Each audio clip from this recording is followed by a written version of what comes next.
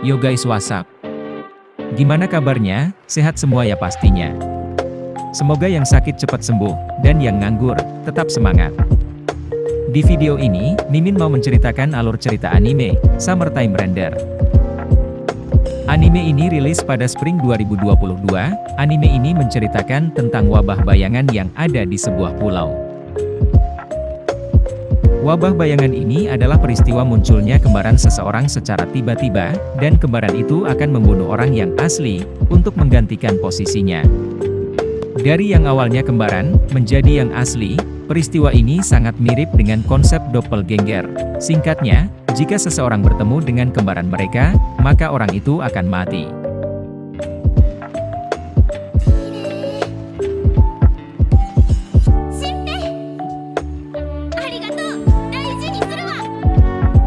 Hari ini adalah hari Minggu, tanggal 22 Juli 2018, hari di mana seorang bujangan, yang bernama Shinpei, pulang ke kampung halamannya, di pulau yang bernama Hitogashima, setelah 2 tahun jadi Bang Toib di kota Tokyo. Alasan Shinpei pulang ke kampung halamannya adalah, untuk menghadiri pemakaman teman masa kecilnya, sekaligus kakak tirinya yang bernama, Kofune Ushio. Jadi setelah kedua orang tua Shinpei meninggal, Shinpei dirawat oleh ayahnya Ushio, yang sudah menjadi duda, dan Ushio juga memiliki seorang adik perempuan, yang bernama Mio. Saat berada di dalam kapal, Shinpei bermimpi bertemu Ushio. Di mimpinya itu, Ushio memberikan hadiah kepada Shinpei, dan hadiah itu adalah sebuah mata. Mata itulah yang bisa membuat Shinpei bisa hidup kembali dari kematian. Atau kita sebut saja kemampuan dari mata itu dengan return by death. Dan setelah Shinpei mendapat mata itu, bola mata kanan Shinpei berbeda.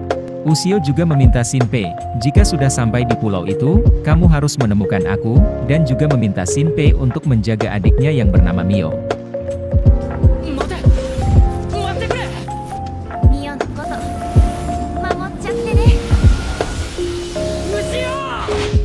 Shinpei kemudian terbangun dari mimpinya, bahkan sampai nyasar di watermelon cewek cantik berkacamata yang mirip Mia Khalifa, dan tentu saja, cewek itu langsung menampar Shinpei.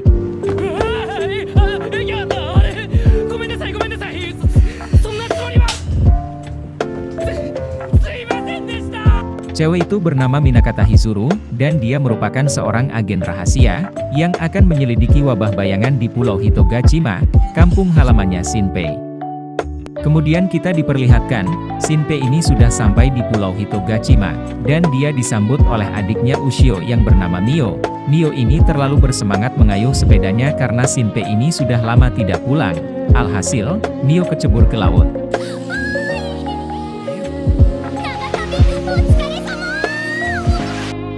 Shinpei kemudian membantu Mio untuk naik ke permukaan, lalu mereka berdua pergi ke rumahnya Mio untuk menghadiri prosesi pemakamannya Ushio.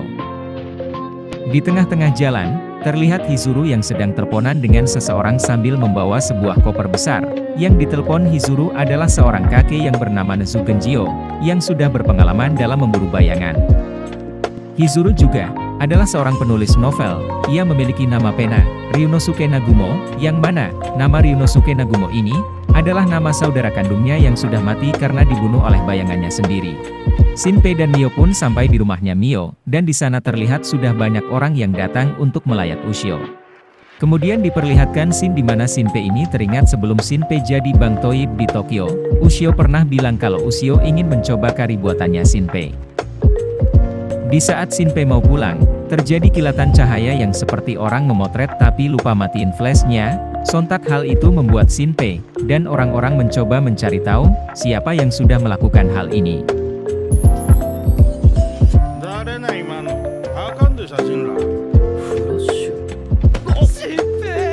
Tapi anehnya, mereka sama sekali tidak menemukan orang yang memotret tersebut.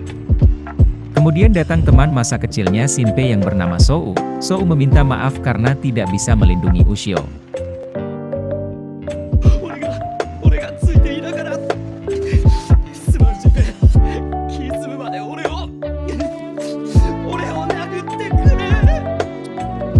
Sou juga menceritakan kalau Ushio bisa meninggal karena dia menyelamatkan anak kecil yang tenggelam di laut. Tak lama berselang, datang sebuah mobil yang akan membawa jasad Ushio ke tempat kremasi atau pembakaran mayat. Terlihat juga seorang anak kecil, yang sudah diselamatkan Ushio dengan mengorbankan nyawanya, dan dia bernama Kobayakawa Shiori. Diceritakan, kalau Shiori sudah tidak bisa bicara lagi, karena dia terkejut dengan insiden yang sudah menimpanya. Shinpei lalu dipanggil oleh Masahito, yang merupakan seorang pendeta untuk membantu membawa jasad Ushio ke dalam mobil kremasi. Malam harinya, diperlihatkan, Shinpei yang sedang memasak kari untuk Mio dan ayahnya, dan tak lupa Shinpei pun membuat satu piring lagi, untuk menghormati Ushio yang sudah meninggal. Di tempat lain terlihat Mio yang sedang memandangi sebuah rumah, dan kalian pasti sudah ada yang sadar, kalau orang ini bukan Mio yang asli, melainkan adalah bayangannya. Karena Mio yang asli sedang makan kari dengan Shinpei, dan Mio yang asli sudah ganti baju dan gak memakai seragam sekolah lagi. Kemudian datang Pak Polisi yang bernama Tetsu. Tetsu ini bertanya, Mio sedang ngapain di situ?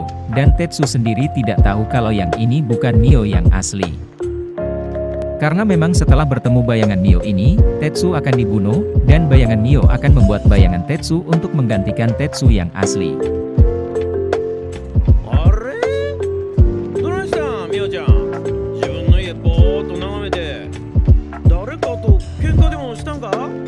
Di tempat lain, Shinpei mendapatkan telepon dari Sou. Sou bilang kalau di jasadnya Ushio ada bekas cekikan di lehernya, jadi bisa disimpulkan kalau Ushio enggak tenggelam begitu saja, melainkan dia sudah dibunuh.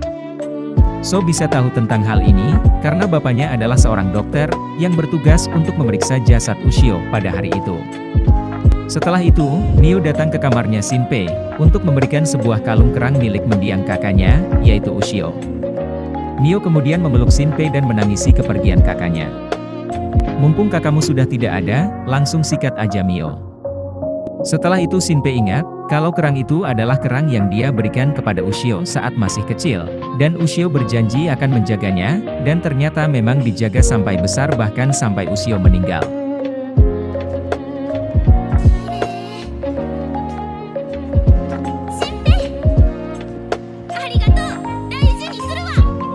Esok harinya adalah hari Senin, tanggal 23 Juli 2018.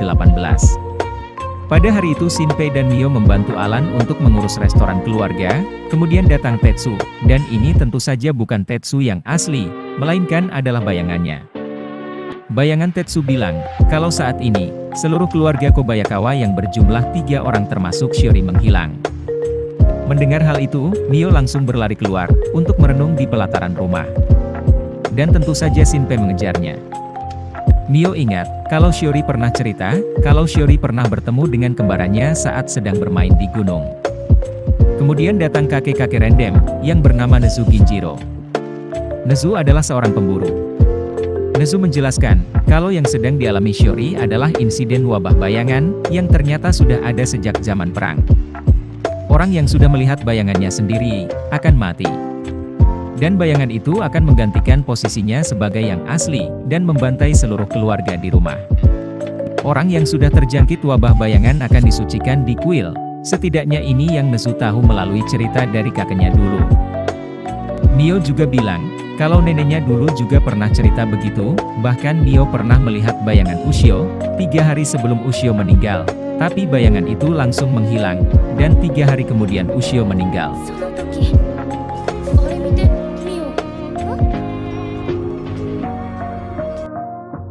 Shinpei kemudian mengajak Mio ke kuil Hiruko, untuk menanyakan masalah ini kepada sang pendeta.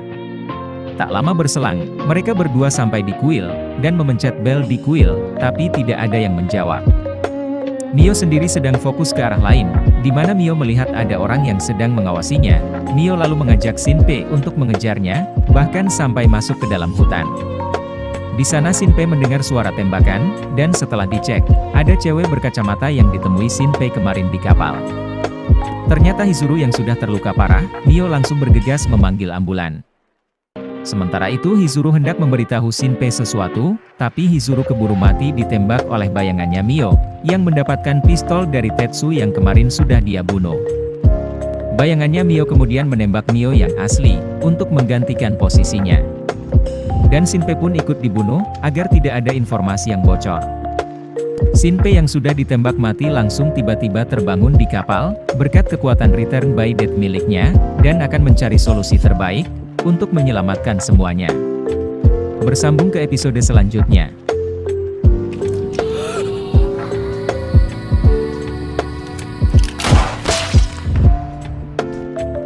Semoga kalian bisa lebih paham lagi setelah menonton video ini, kenapa bisa begini, dan kenapa bisa begitu. Anime ini akan Mimin update secara mingguan, ya mungkin itu dulu untuk video kali ini. Sampai jumpa di video selanjutnya, dadah.